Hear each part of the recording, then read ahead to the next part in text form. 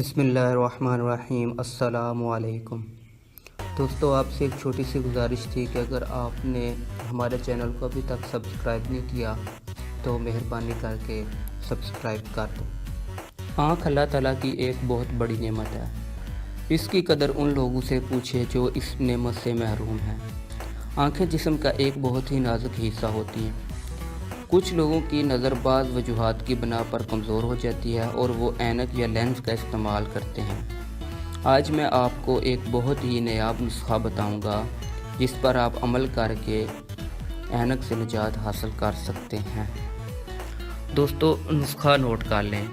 بادام 7 عدد، سونف 6 ماشا، مصری 6 ماشا۔ سونف اور مصری کو باریک پیس لیں، پھر اس میں بادام کو چھیل کر تھوڑا کوٹ لیں اور سونف اور مصری کے صفوف میں شامل کر لیں۔ اس کو رات کو سوتے وقت گرم دودھ کے ساتھ کھا لیں۔